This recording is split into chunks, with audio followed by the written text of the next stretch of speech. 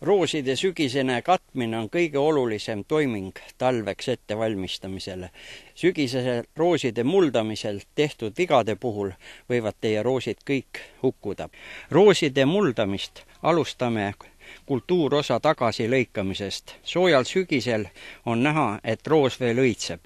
Kõrvaldame eelnevalt kõik rohelised osad ja lehed.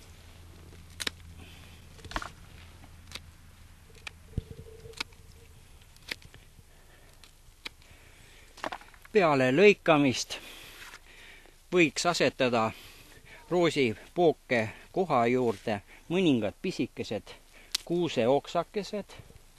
Need asetame pikkides siia pooke koha juurde sisse. Järgnevalt roosi muldame 25-30 sentimeetri kõrguselt.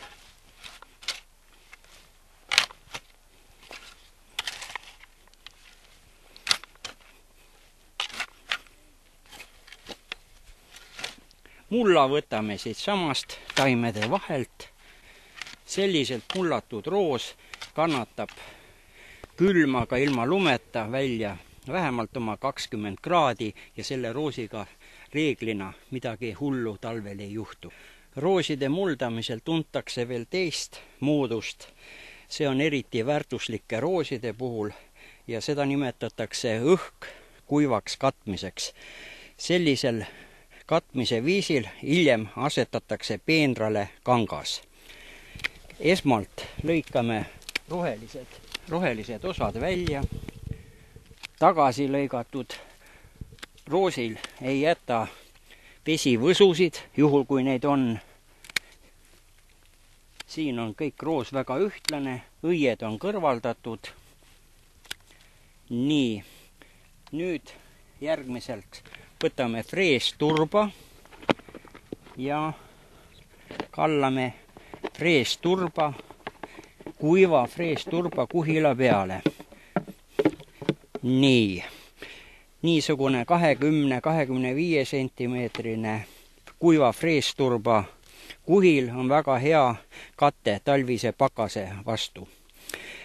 Praegu jättes selle turbauniku selliselt, nagu ta siin on, see talvel vettib ära ja tema soojapidavus langeb. Selleks, et seda ära hoida, on kasutusel õhkkuiv katmine. Siin on väike karkassike ja sellisel puhul me asetame külbade saabudes siia peale täiendava katte, milleks võib olla ka peenrakangas,